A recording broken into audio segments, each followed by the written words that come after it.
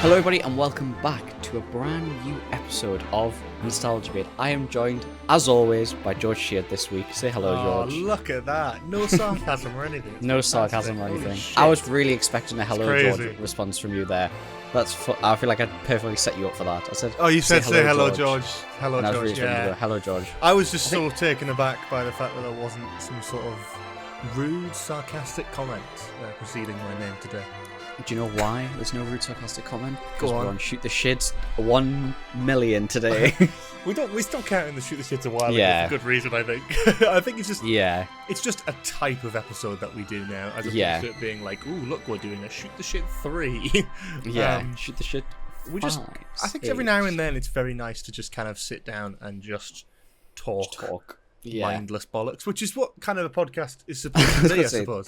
That's we actually have probably more 76 episodes. So you're saying we've had no? I would argue there's 76 episodes of mindless bollocks. So well, that's true, but it depends on what your class is mindless bollocks. I'm thinking that there's at least half of those are mindless bollocks with a structure.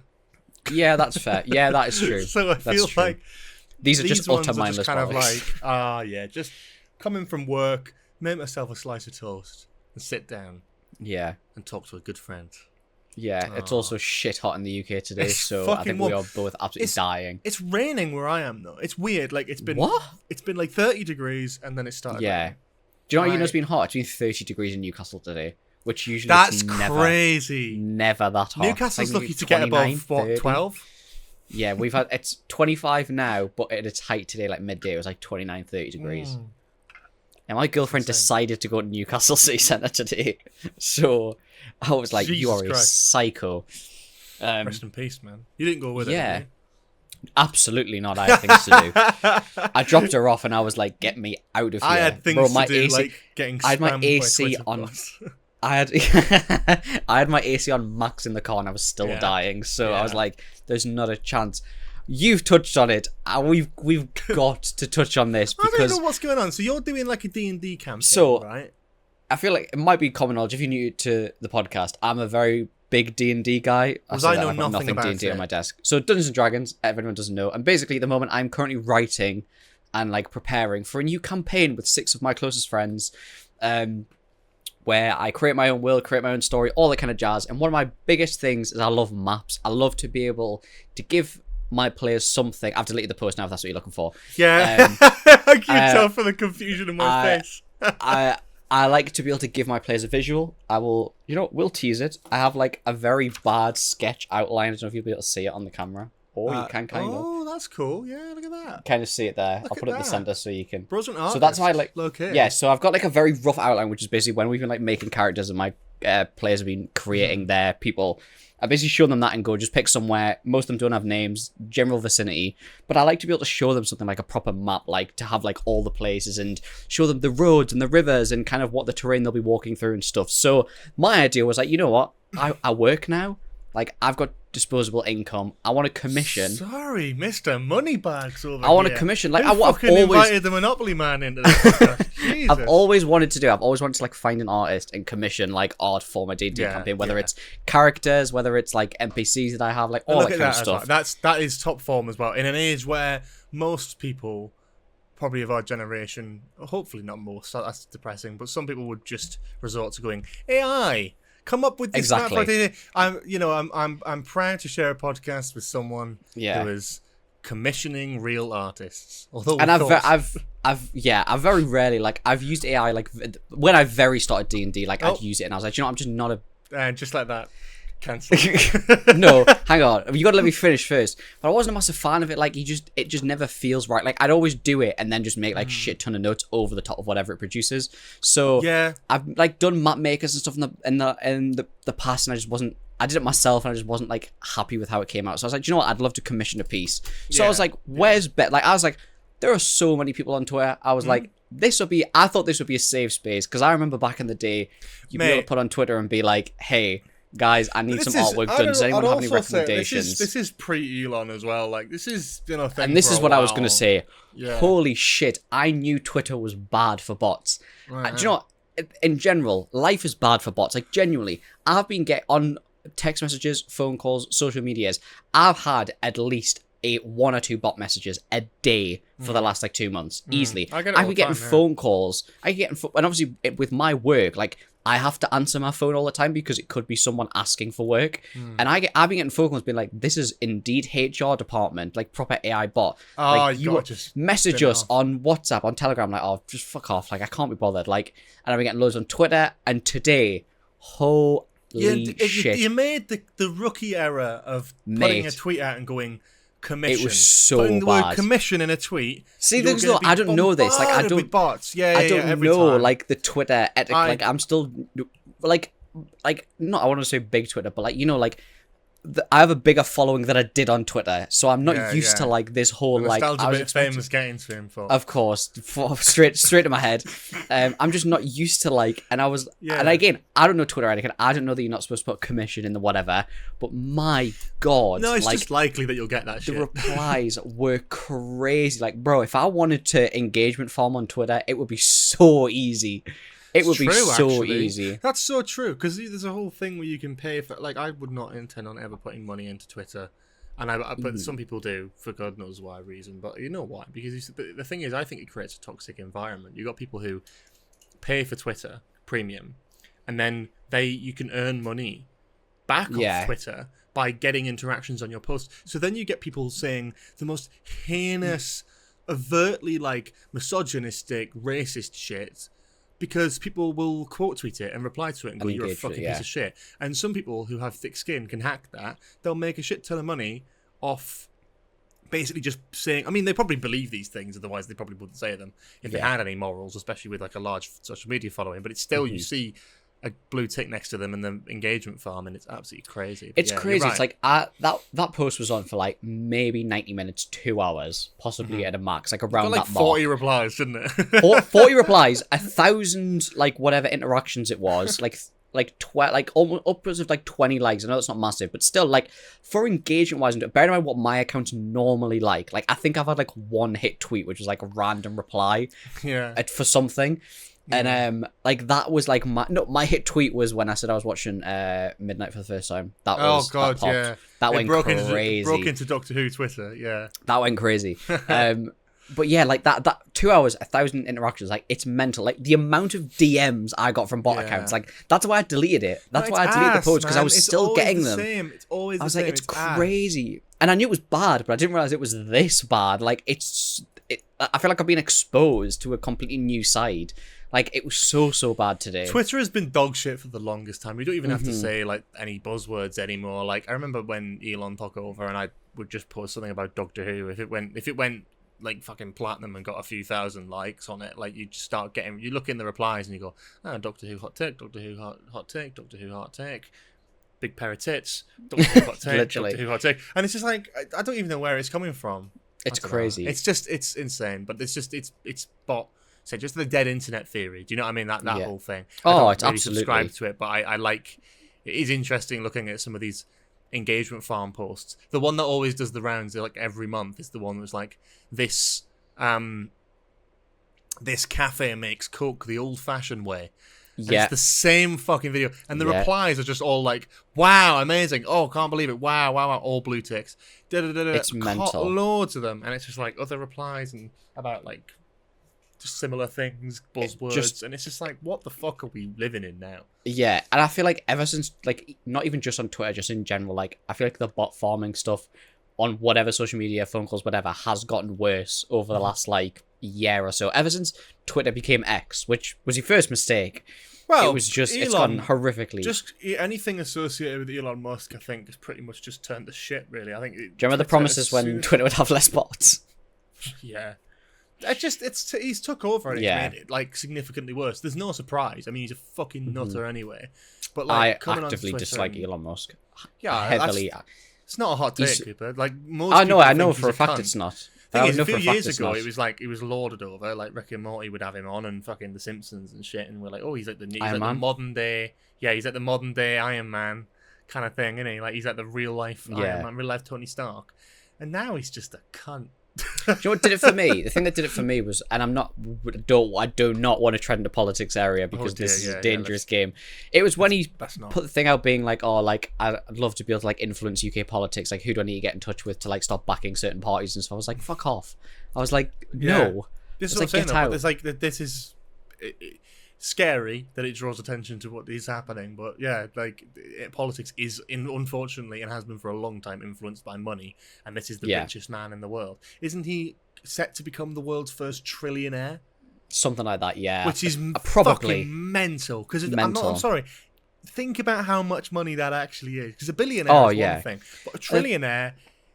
It's so annoying as well because I feel like a lot of the stuff that he invests in, stuff like SpaceX, stuff like Tesla, like cool, great idea. Like electric, they're the best electric cars you can buy. Like, great. SpaceX is one of the best like space exploration companies you can go towards. It's just a shame that there's a twat. There's a twat at the helm. Like, actually, there's a common thread of things just blowing up. Do you not remember when one of the fucking? I mean, not only the Cybertrucks look like hot dog shit that you'd see on Roblox in 2012, but like didn't it like blow up outside of like a fucking hotel or something like earlier this year? Probably. There was one that just blew up. I'll always remember the thing where they revealed them and they were like, these things are bulletproof. You could fire cannonballs at it, and he threw it at the mirror, threw it at the window, and it just cracked. I'm not fucking surprised. I'm not surprised. It was great. But yeah, let's step away from politics. Politics, I think, is just a good idea. Prick, though. I feel like we've started this episode really on a down low, like properly got straight into. But this is just a conversation, though. This is just how conversations work, isn't it? We just talk and we just go off track. It's only after today. It's literally after all this bot stuff today. Like, it's just I found it crazy. I've never had that much like bot spam in one go ever. I just get very. One of them added me on Discord. Like, one of them somehow found my Discord. Really? My Discord is nowhere related to my Twitter at all. Like, username nothing, and one of them added me on Discord, and I was like, whoa. I don't know how that's happened, and that's very strange. I was like, we're treading in dangerous territory here. Doctor Who's server, the one that we've Possibly, maybe. It could be. I don't know. Possibly. Could have been through you. Yeah, I've been buying bots just to torment you. Just to torment me. The nostalgia of it bots. So some big news happened recently for you. Yeah, I graduated. You graduated? I can't believe it. Welcome you probably can't. Yeah, no, you won't be able to see in the background. Yeah, graduated from university eventually, a year later than I was supposed to. What am I supposed to be looking at? Can you see above my head behind me? I mean, yes. What? That's my graduation scarf. Get it on. Come on. You want me to put it on? What do you want me to put it on? Let's do an episode and we'll talk about graduation. Get it on. Fucking hell. You can't even hear what I'm saying now. What is that? I can't even remember how you put it on. I think it's like that. What even is that? I think it's like that. What the fuck is that? Am I doing the full episode in this now? Is that how this is going to work? I'm trying to work out what the fuck it is. It's the graduation scarf. It's the thing that goes with the gown. It looks like a sling if King Kong broke his arm. It's massive. I mean, it goes all the way down the back. Do you not have one of these when you do graduation? And it's not supposed to go like this. Also, I rented all of mine. That shows you how much I really give a shit. I did, but then I was there and I was like, it's quite cool. So I bought it. Yeah. Fair play. But it's like this. I mean, it's too low down now, but yeah. Like, and this is because I did Bachelor of Science, this is like the Bachelor of Science colours and stuff. Oh. So, fancy. Can I ask I graduated. Sorry. Am I doing the rest of the episode in this? Is that how it's going to work? Sure. Yeah. Until we stop talking about your graduation. So I think that's fair. It's graduation. This is our segment about graduation. If you're bored about Cooper's graduation story, you can skip forward until he takes it off. And then you'll know when he stops talking about it. It's perfect. We should do this more often. This is engagement farming. So, my question. Right, I don't know, and I'm not. This is not a dig because it's not. Okay. It's absolutely not a dig because this is a question coming from my own insecurity right now. I don't think I have a bad hairline. Right? I think my hairline is pretty fine. Where is this going? Are you about to say I've got a bad hairline? No, I'm not about to say I have a bad hairline. Okay. I'm trying to work out. Did you have the same experience as me that when it came to wearing the graduation cap, the dilemma of do I put all my hair in the hat? Or do I let some hair dangle out the front like I'm trying to be cool and fucking... Nah, hair out the front, like, for me, all day long. Right, yeah, I tried to do that. My parents were like, no, put the hair up. And I did it. And I got I look like a fucking egg. I have like a 5-finger forehead, so like that on my graduation photos. No. I need to see if my parents posted it so I can show you what my graduation photo looked like. Because it's just like. Should we put? If you find yours, we'll put them on. Oh, the thumbnail. We'll put them on we'll put them both on the thumbnail. Yeah. I'll send you mine, and we can put them on the thumbnail. I've got mine. It's on my computer. But yeah, it was good. It was nice. I graduated Bachelor of Physics. So, you know, Bachelor of Science in Physics. I mean, that does sound pretty good, doesn't it? It is very cool. I work in TV and film now, but I was going to say, I was just about to say, what are you going to do with your Bachelor? The joke I've made for the last year, when anyone has asked me about my degree, is I've said the only time I'll ever use it is if I do a Nolan movie. That's the joke I've made the last year. That's Inception, Interstellar. That's the only time I'll ever use my degree, is if it's in some sort of science. Location Marshall on the edge of space. Yes, if we somehow start shooting in space, you know, start working out the rotations and stuff. Yeah, so it was a nice day. It was nice to finally do it because I was so hesitant to do it because I finished uni. Like was down to the wire with my university. Like I had to do 6 resits at the end of my university course. Whilst after I'd already started working like in the industry and stuff, so I think you sort of decided.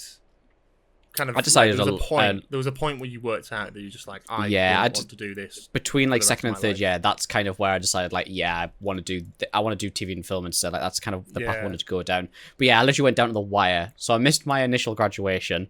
I found out, so I had to apply for my graduation. This feels like such a sob story. Like this is such engagement farming. When you have to do resets, it is sad because of the whole thing of having to then wait to.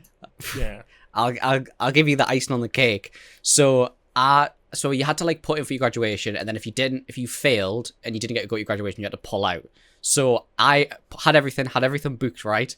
I found out on my girlfriend's graduation that I'd failed my exams and wasn't going to my graduation. So I went to her graduation the whole day, showing face, like so happy for her.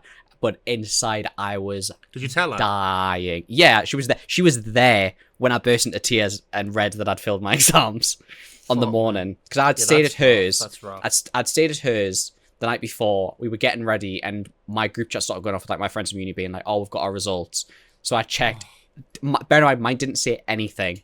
Just said failed. No other inkling. Literally just said failed. That no is inkling. Fucking ass, man. No inkling of how many. No inkling. I don't like. You'll be able to find it on. Well, to be honest, I will say what university I went to because it's on all the photos. I went to Lancaster University and there was like a couple of things, and this was one of them where I was like, it just said failed. No inkling. No nothing.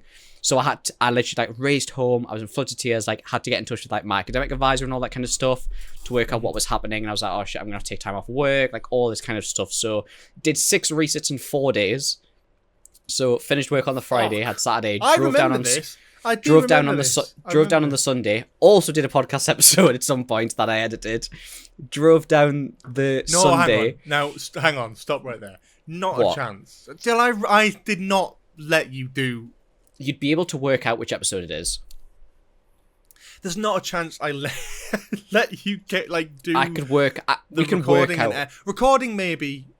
Obviously the recording. Yeah, obviously that because you couldn't. I was AI for one of the episodes.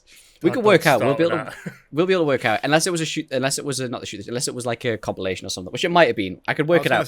Surely I'll go back and have a look. Not have let you edit that. I would have done. I'm only winding you. I probably would have done it. I would have done it in advance. So I went on the Sunday, did 4 exams in the 4 days. Came home on the Thursday, went to work on the Friday, and then just completely forgot about it. Like, completely forgot about it. Just didn't bother to find out when my results were. So I was like, do you know what?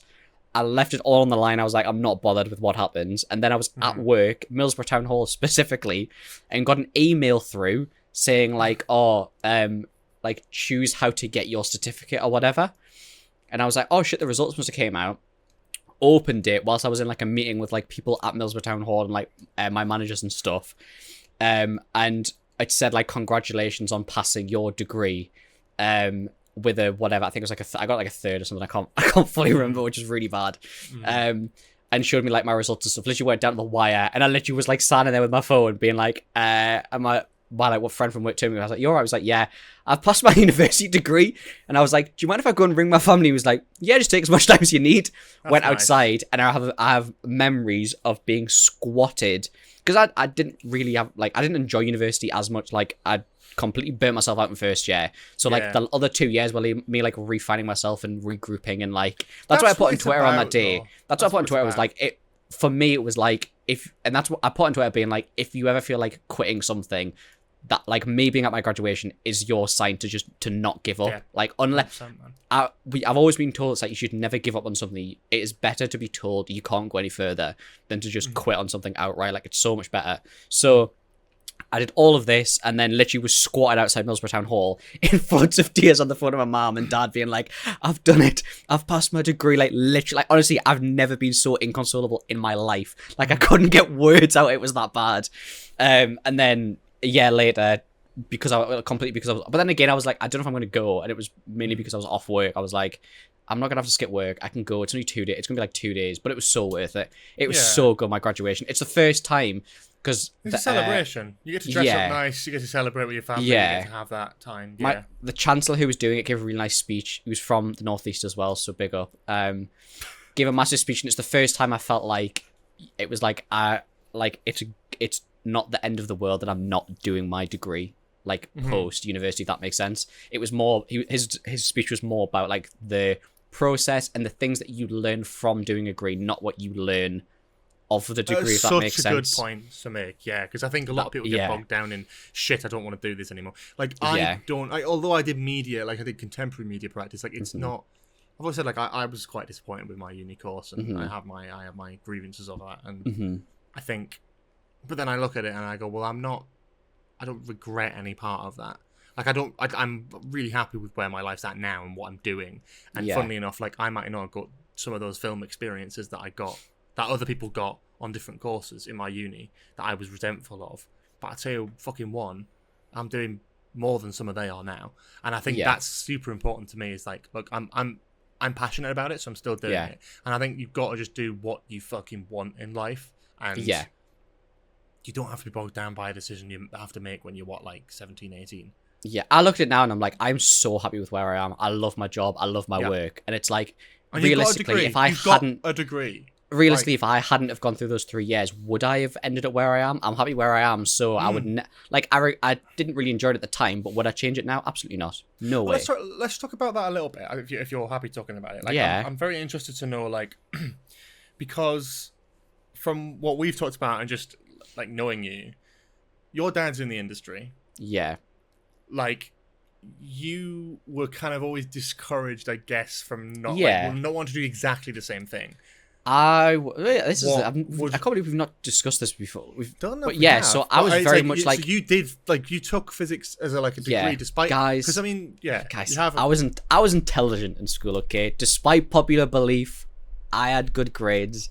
I did well, but I was very much and I talk about this quite a lot now, in retrospective. What were you laughing at? I'm just laughing. It's funny. I'm intelligent. Okay. Well, I think he's more right over here. Man. I am. I did chemistry. I got an A in A-level chemistry. So okay, so you can start a crystal meth business. Fucking pop off. Fun fact. Before we get into this, in A-level chemistry, you do actually learn how to make meth. And my chemistry teacher, when we did it, literally sat down because you're not supposed to know it's meth. Sat down and was like, "Oh, by the way, this is how you make meth." Yeah. Literally, the front of the classroom was like, "Oh, by the way, you can make meth by doing this." Anyway, so I was very much I don't know how much. We'll go into that. So. More recently, how I feel. Go into it. If you don't want to go into it, we'll cut it out. No, I'm more than happy. Yeah, I can cut it out. If I feel iffy about it, I'll cut it out afterwards. Anyway, now, how I feel now, when I was growing up, I was quite musical theatre, theatre kid. I was proper drama, acting. We've talked about Harry's Memory Box. We've talked about my IMDb blacklist. It was there. So when I got to school, when I got to secondary school, more importantly, it almost felt because I was intelligent and I was good at the maths and the science and stuff, those stuff was very much pushed aside by my school. It was very much you should go and do this stuff because, it's also important to know, I'm the first person of my family, immediate family, to go to university. None of my grandparents have. My parents haven't. I'm Same the for me. first I of think my my mum went to university, but like around the same time I did, like later in her life. So exactly, it's like, in terms of like that age, same for me.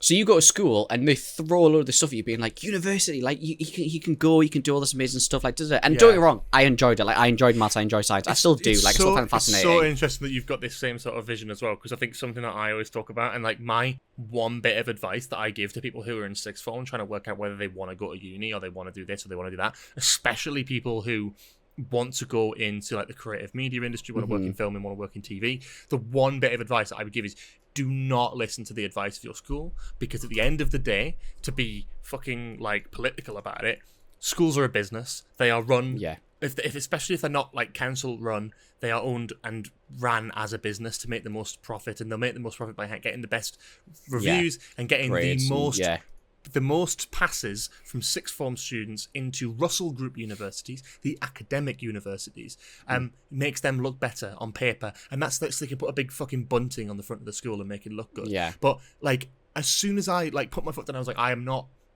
focusing, or I'm not gonna go to uni to a Russell Group uni. I'm not gonna do an academic subject. They immediately stopped giving a shit. And like just didn't care, and I was a bit pissed off about that. But actually, looking back, I'm like, I can see why, because it's a business. Yeah. But that shows they don't. A lot of schools, and the individual people, the teachers do give a shit about the students. Yeah. But as an establishment, they don't really give a shit what you do, like unless you're doing something that's going to make them look good. So if you want to do creative media, you want to do film, TV, but prepare that your school is probably going to try and encourage you to go down the academic route as opposed to like creative media. Yeah, like that's how I looking back now, that's how I feel about it. That's how I look at it and go, well, if you like, it's been a massive thing in my family within the last year, because I've like almost become like a closeted theatre kid. Like it's almost like I've properly got back into musical theatre in the last year. My parents were like, my parents keep going, where was this? And I was like, these signs were there. Disney Channel kid, High School Musical, Hannah Montana, all the way through infants and primary school. Exactly. It was only until I got to secondary school where they throw all the intelligence. Like I did so well in drama in my first few years. Like I love Blood Brothers doing that and stuff. It's my one regret is I didn't take drama for GCSE. I wish I'd done it. And it's like it was there, but when you throw all this stuff towards a young kid, being like, you have the potential of university, like, and my A level grade, I have Oxbridge A level grades. Like this is the like. Not to like weirdly flex, but it should just a quick pause. If you're enjoying this episode and want to sort of re-listen to it at any point, just a fun idea for you, a little drinking game. Take a shot for every time Cooper says I'm intelligent or I'm really smart. You'll be shit-faced 20 minutes by the 27-minute mark. Anyway, and it was thrown at you, and I was like, and again looking back now, I'm like, I do regret slightly not doing like your media, because I didn't do media, like, and with my going back to what you were like talking about, was like with my family, because my dad's been in the industry as an actor and then as a director since he was 18. Like that's crazy. He has struggled. Like he's gone through massive periods of time. We're talking years to like year to 2 years of literally having no work. And my mom's and family's biggest worry was that like they don't want to see me go through the hard times and the struggles and the depression and like all like the lows that my dad's gone through, not having work and really struggling. But it's different though, isn't it? And again, but then once I'd gone to university and done my degree, my family were like, well, you've done it, like you've done everything, like you just go and do what you want. Like that's kind of the level that it really was. Nice, isn't it? The agreement was that as long as I got my degree, like I can go and do whatever I want, really. So, and that's kind of where it comes from. Was there ever a point where you did want to do like a creative degree? Do you know what? No. And again, I'd never. When I was applying at university, it was always physics. And again, and this was one of my biggest things at university, and why it was so massive when I turned around and was like, I don't want to do this anymore, because for as long as I can remember, we're talking like beginning of secondary school, I always knew what GCSEs I was doing, what A levels I was doing, what degree I was doing, and what I was going to do afterwards. My original plan was to go do physics, do a master's, eventually hopefully get to do a PhD and go into research. And then after first year of uni, like it was massive for me, because you go from in your mind having your whole life planned ahead of you to having it all thrown into like confusion in 1 year. And then my whole second year, or like my summer of second year was like, what the hell am I going to do? So was that the point, do you think, for you, where you sort of did you just not like the subject? I very much felt, for me, it became like it finally became a job. Like, I always enjoyed it because it was never like that. That's what burnt it out for me, was like, is because it was never like, I always had to do it, but it's to a level where it's like every waking moment, my weekends were taken up by it. Like, it was all this kind of stuff. I also think part of it is because my A-levels were completely different and I never sat A-level exams, and like, there's always the contention of what would have been like. Again, my sixth form, I did half of my first year of sixth form in lockdown.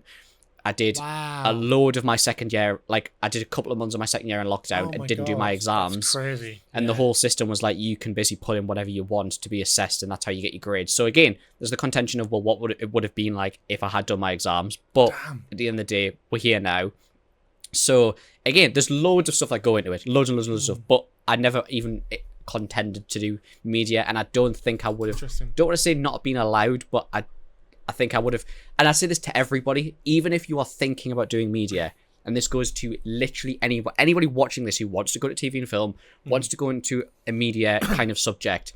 If there is something else that you would like to do at university, like if you're thinking about, oh, do I do creative media or do I do this? Go and do the other one. If there's something else you're passionate about, go and do the other one and come back to media, because you do not need a media degree to get into media at all. Like, perfect example, point. I know so many, and there's so many people who say, like, because you have a backup, and I know it sounds it also stupid. Depends on what you want to do as well. Like, if exactly, if you want to go, I don't know, it's like it's tricky. It's like the film industry is so massive, and there's so many different moving parts of it. But yeah, it's got its own like spectrum of job types within the film industry. Do you know what I mean? Like, it's like, if you're thinking about, there's like spark, do I do media? Like, do I do being like a spark, being like doing in lighting, and that sort of thing? You're like quite close to like you're an electrician. Other sort of, you're an electrician, yeah, exactly. You're an electrician.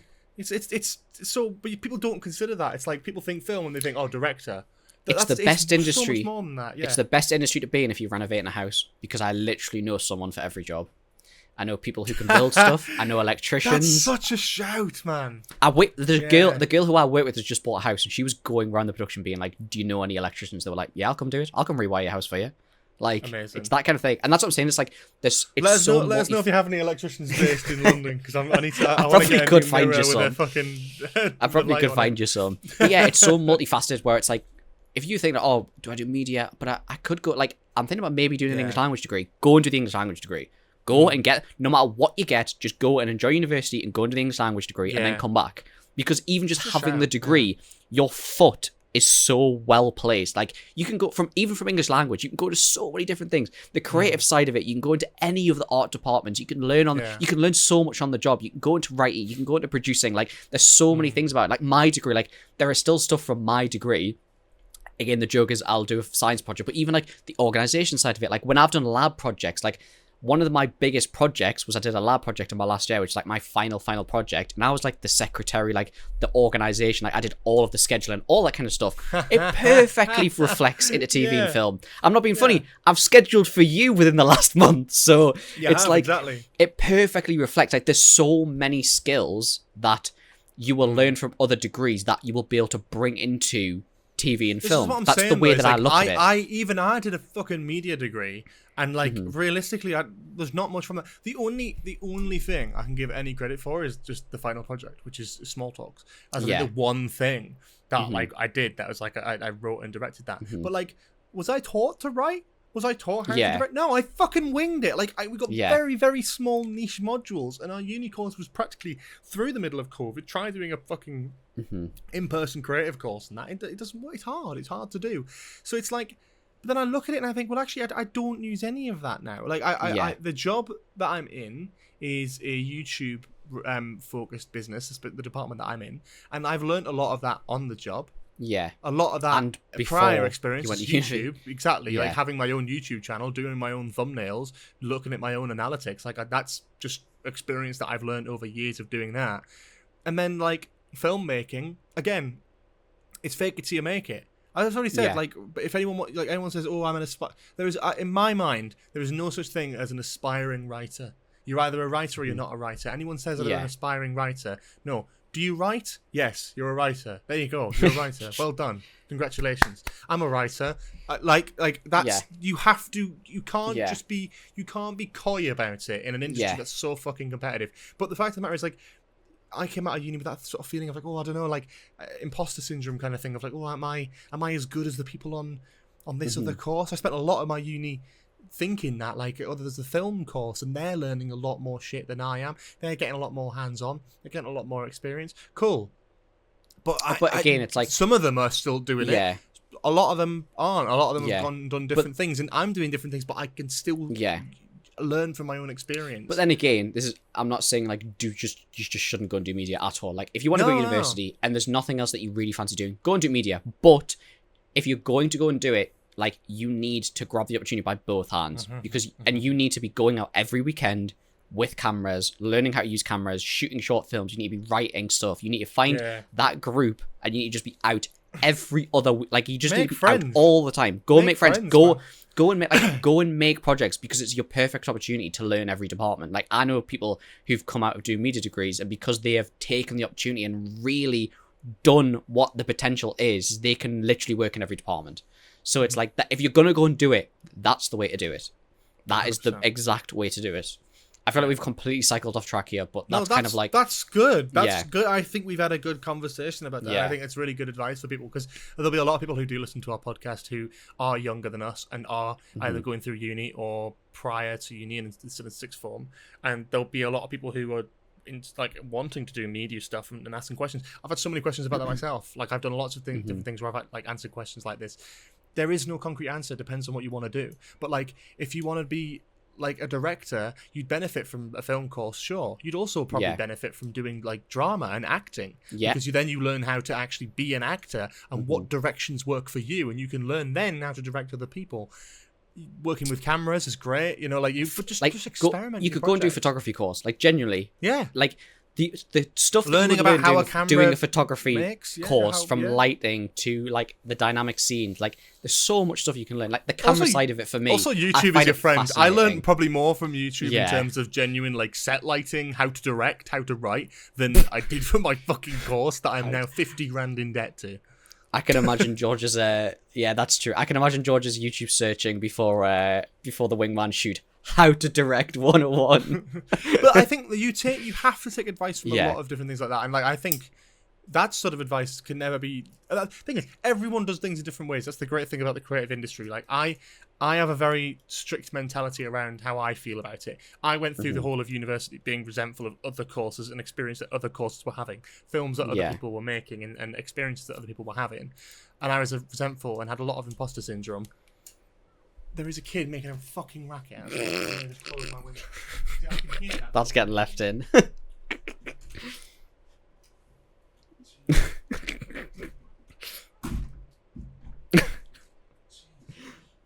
Absolute fucking racket. You can leave this in and you can cut it out. Honestly, I'm gonna odd cut it so it's just you going.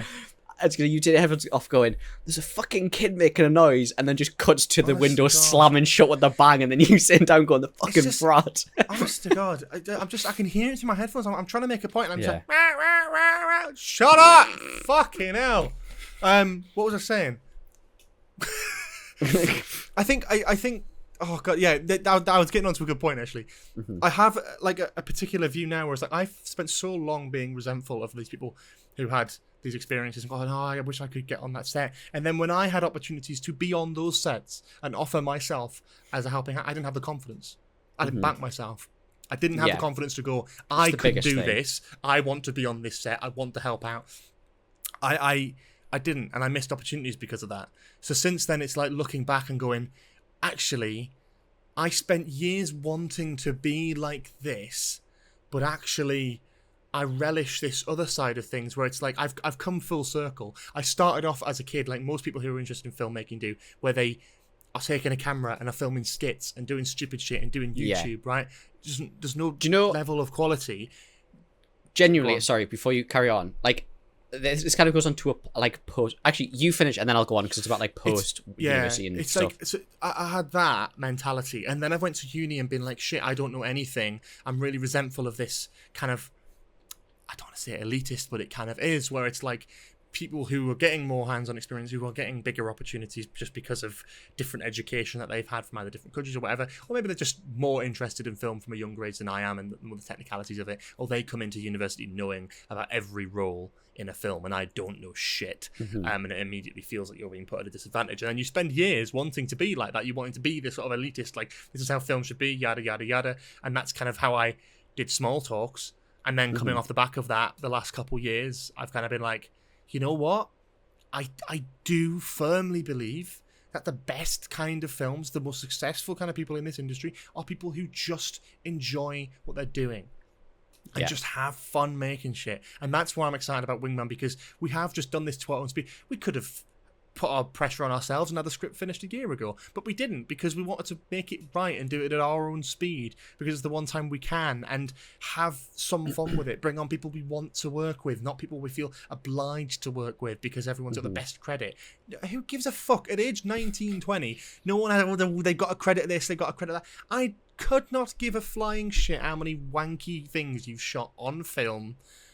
Just like, if you can't have fun on a film set, pointless. And I've come full circle in that. It's kind of like scrappy filmmaking to sort of elitist kind of like, ooh, I've watched this film, I watched 3 films from 1957 last night, to actually it doesn't matter, you don't have to be elitist about film, you don't have to be watching all the wanky I work in TV and film, and I famously do not watch as many movies and TV shows that I should. Like, this is what I've always said. But and should, for me, who says should? Exactly. Like, who says? Exactly. It's your literal. Yeah, exactly. Fucking watch Superman, Fantastic Four. You don't need to watch the new fucking Ari Aster film if you don't want to. It might be shit.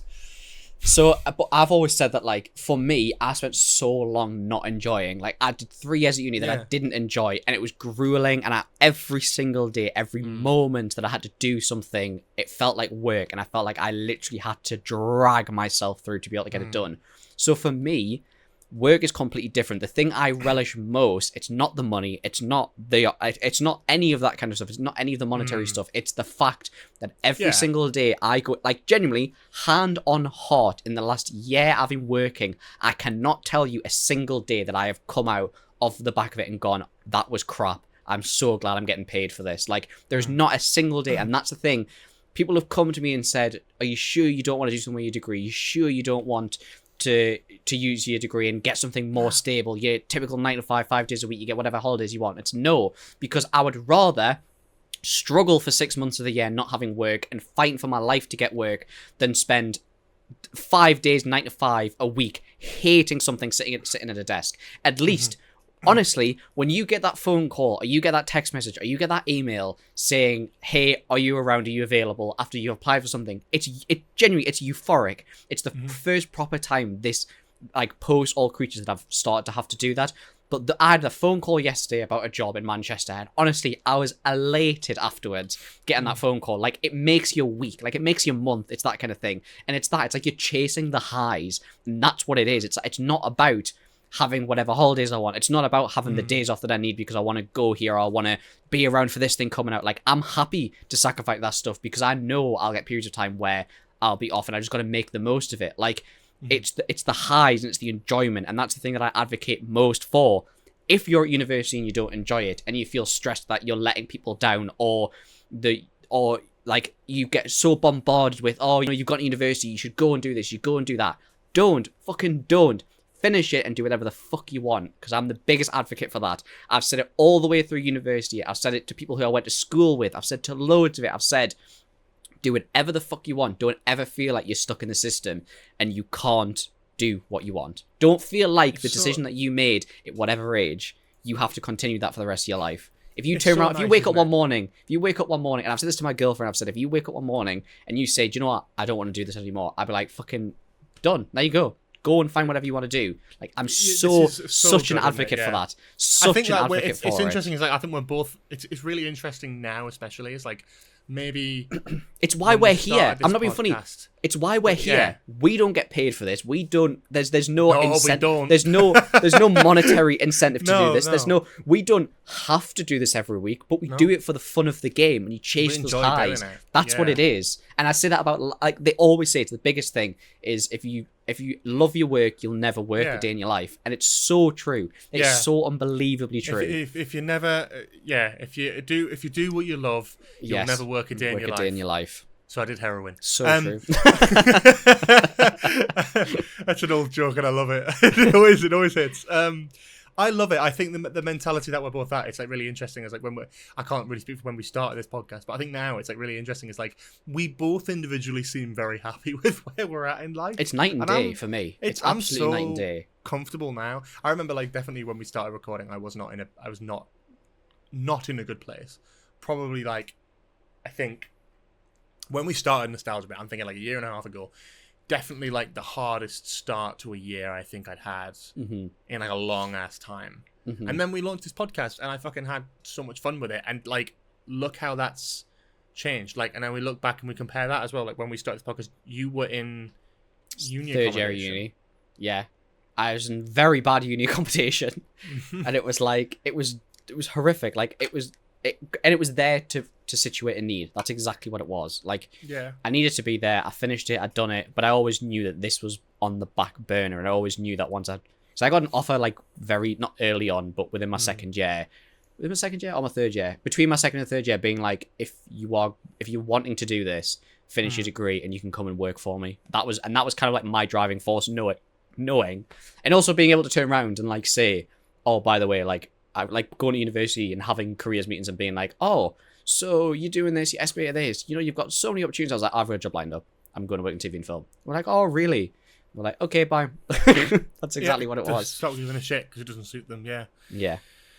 But it's good. I feel like, especially yourself, you seem like, and I know you, and then we talk obviously outside the podcast anyway. It's so nice to see that you've like kind of bounced back from like that, like the unknown of like, what am I doing with my life? What am I doing with uni? What am I doing with work? Like, what is it? It's like now you've graduated. Like, you are doing this work. You've already got by the time you've graduated, you've already got a portfolio of work, including like the Peaky Blinders film.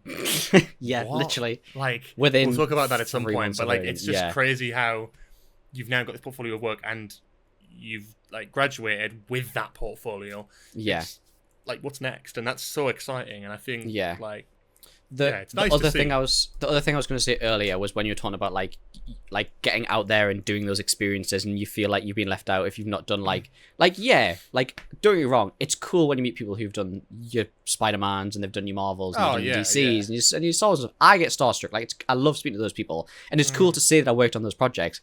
But for me, it's like, it's humble beginnings. My genuinely, like, dead serious, the first thing people see on my CV is it's something it's something similar to like, after picking up a camera and filming skits from a young age, I now want to like try my hand at the real thing.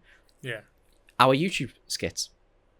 It's literally the first line of my CV that I've sent for Spider-Man. I've sent for Star Wars. Like, it's the first things that location managers for big productions have seen. What? I've sent my CV off for, like, I can say I've sent my CV off for Spider-Man and I've sent my CV off for Star Wars. Like, sure. I've not worked on them, but I can. I guess, I'm allowed to say what I've applied for. Like, unless it's in the process of me potentially doing it, but it's just something I've sent my CV off. And then you'll know when we're never allowed to talk about Spider-Man on the podcast. You'll know that people got a job.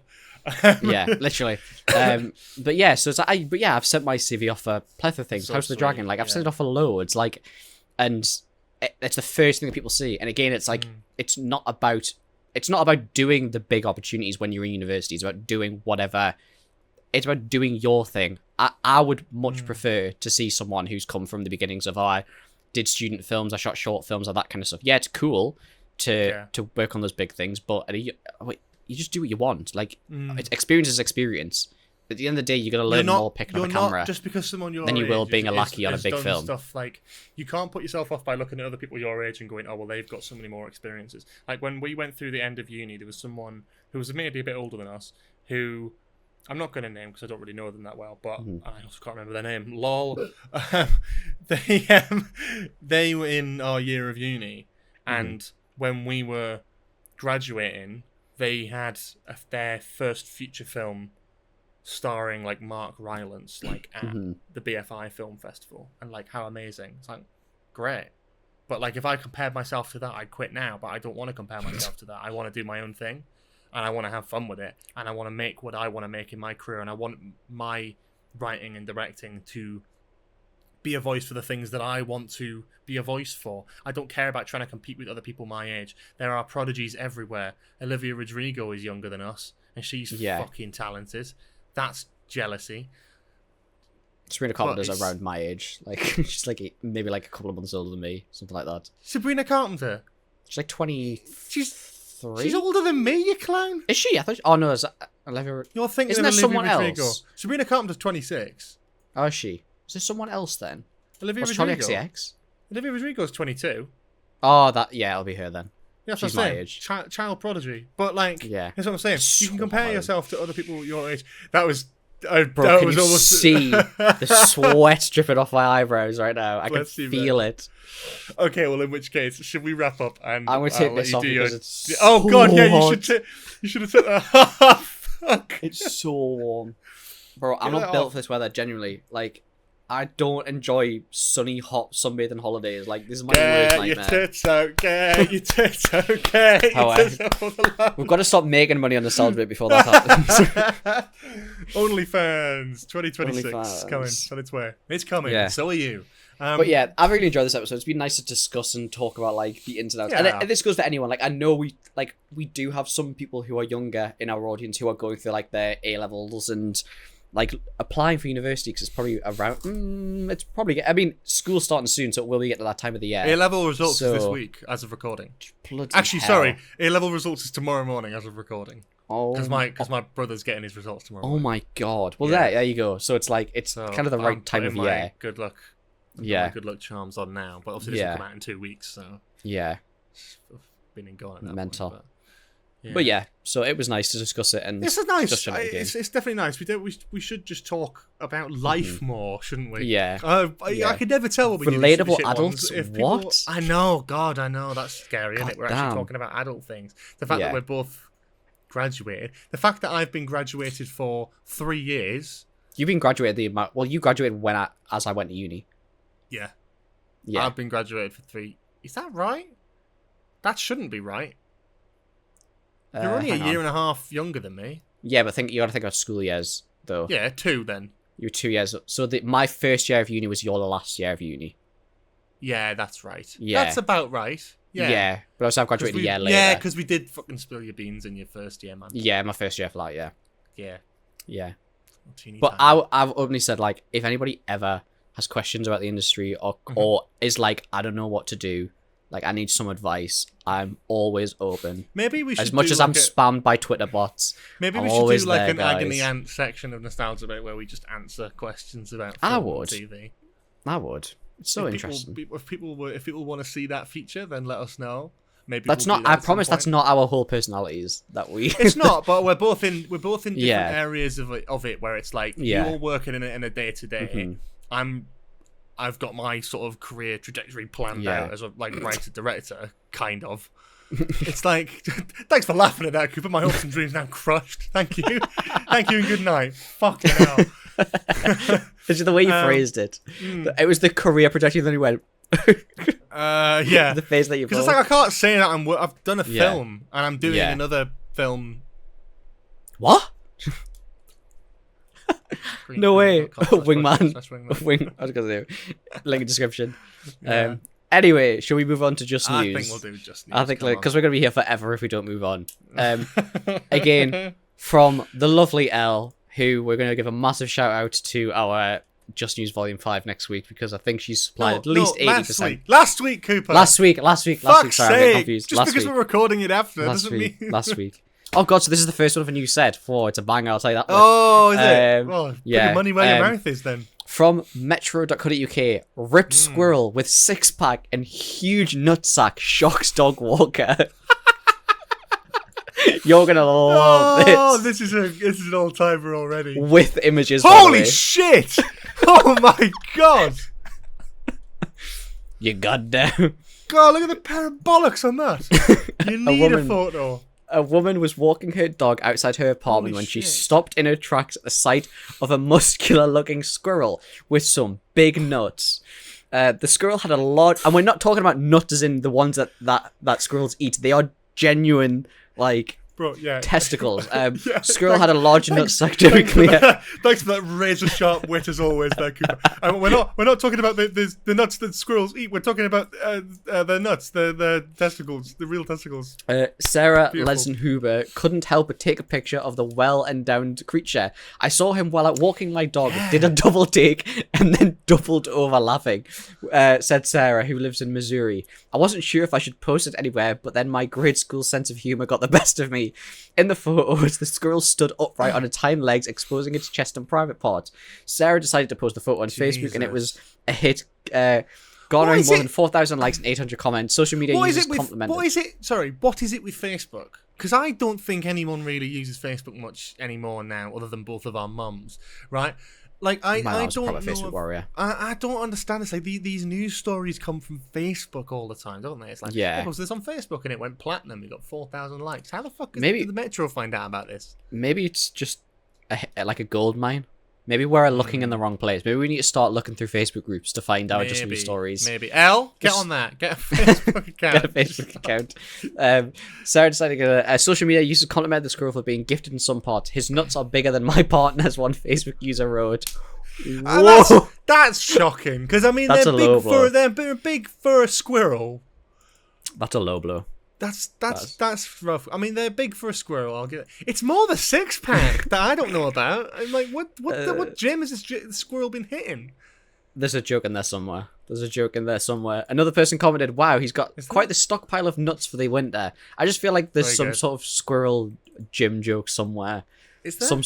I don't know. What connection are you drawing at here? I don't know. I just have like that spidey sense of there's some sort of joke there somewhere. Yet another user said, "Is it sad? I'm jealous." Weird, that, isn't it? Weird to be sort of going, God damn. God damn. Looking at the fucking squirrel with a huge pair of bollocks and being like, oh, I wish mine looked like that. Nut to squirrel ratio warrants addressing this squirrel as sir indeed, a person remarked. Nut to squirrel ratio. Something fucking different, mind. I don't know if I'd be saying that online. But that wasn't the only physical feature that many humans admired. Dude, not only is he endowed, he's ripped. Endowed. Endowed. He's ripped into the reason. Look at those pecs. Is he endowed, though? Because something we've pointed out, we're kind of missing the elephant in the room. I mean, you would be, though, if you're carrying that around. But let's just well, not necessarily. Have you not seen the man with the 15 stone bollocks? No. Have you never seen that man? It's a real person. He had giant I don't know if I want to see that man. The man with what website are you looking on this for George? It's actually a James Bond film. The man with the 15 stone bollocks. Testicles. He died. There was a documentary years ago about him. 50. I shouldn't laugh. Actually, that's awful. Just because he's wearing a hoodie upside down is just hilarious to me. Oh my god! Oh my god! Wow. You can't see him, but my point is that's right. Wow. He's ripped. He's got huge bollocks for a squirrel. Yeah. Mm-hmm. I can't. I'm looking at the photo, and maybe it's because it's low res, but I can't see a cock in there. Are we sure? Are we sure he's got bollocks? Or there could just be like, it could be a female squirrel, and it's just like a really, really big fanny. You've been waiting to say that joke for the last like 5 minutes. I haven't! I'm that witty, I'm just coming up with these on the spot. Either that or he's got a micro penis. Yeah, been there. What is it that he's got to be like taking steroids? Yeah, he's like to be fair, he's roided up. He's got fucking massive bollocks, no penis, and a fucking ripped fucking chest. Maybe he's been going through the bins outside like a gym and being like, "Damn, what's this?" Oh God, yeah, like protein shakes and stuff. Like just the most strange sort Getting of his pre-workout in. Like, yeah, to be fair, he probably has got a bit of a pre-workout. What I want to know as well is what kind of squirrel is this? Is this a grey squirrel? It looks like a grey squirrel. A grey squirrel. If it's America, it's a grey squirrel. Grey squirrel. It's because grey squirrels, are they not the fucking mental ones? I was reading about. It's so weird. We were literally reading about this morning. I was talking about this. What, squirrel law? Today we were talking about which squirrels were the dangerous ones, and I was reading up that the grey squirrels can carry a disease called squirrel pox. Yeah, which is only fucking affects insane red squirrels. That only affects red squirrels. And do you know why? Why? Do you know where grey squirrels came from? Because the red squirrels have got tiny testicles. That's exactly why. Do you know what? Roll credits. That's it. Don't even need to know. No, grey. I keep saying grey now that you fucking said it. Grey squirrel. Grey squirrels come from America, and the grey squirrels are like, we didn't have squirrel pox, so they came over on boats to the UK, and then they basically started infecting. Why do you suddenly sound like fucking Nigel Farage? Now he's like, the fucking grey squirrels. No, it's true. Arriving on the small boats. Like, what? Where? What? I was heard this years ago. I remember hearing this years ago. Because you very rarely see red squirrels now. Never, ever, ever see them. The grey squirrel coming across on the boats. Those to the goddamn UK grey squirrels. And infecting the red squirrels is just crazy to me. Yeah. Anyway, keep reading. Thank you so much. That's the end of the article. We're done. Is it? That's it. No, hang on. It. You missed the last. The squirrel that Sarah ran into indeed had a larger nutsack than his average colleague. Male squirrels typically have a scrotum that is 20% of the length of their body. I didn't see this. Not including the tail, according to National Geographic. Did Yeah, National the Geographic tail. have better things to do, or do they just go around measuring squirrels' testicles? Sign me up. Anyway, thank you so much for watching or listening. It's made me feel a bit sick about my peanut butter on toast I had before. Like, all right. Thank you so much for watching and or listening to this episode of Nostalgia Bait. This has been a wild one. If you're listening on Spotify, please leave us a hearty 5-star review. It really, really, really does help. And drop us a follow as well, because it always helps to get notified whenever we upload new episodes every Thursday at 10 a.m. If you are watching on YouTube, make sure to leave a like.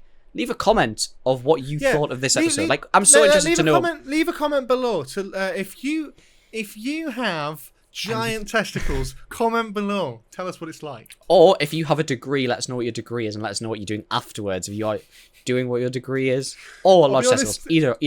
I'll be honest. There is one that I'm more interested in. And it's testicles. Make sure to leave the video a like. Make sure to subscribe to the YouTube channel as well. We are rapidly approaching 500 subscribers. So rapidly is a stretch, but yeah, we are approaching it. We are rapidly approaching your location. Next week, if you don't subscribe and like and give us a hearty 5-star review, we are rapidly approaching your location. Start running. Make sure to check out next week, because next week will be Just News Volume 5. That was last week! Last week! Oh my god, I'm going crazy, bro. How many fucking times, bro? There's a calendar. We've got a fucking planning document. I'm so out of sync. You're on the planning document. I am so out of sync. Next week we're reviewing Man's Best Friend. Mate, I'm so out of sync. Bro, it's so hot. My brain is fried. My brain is absolutely fried with this heat. Next week, we will be reviewing the long-awaited Man's Best Friend album. Man's Best Friend. Just roll the credits. Just swipe. Cut the back.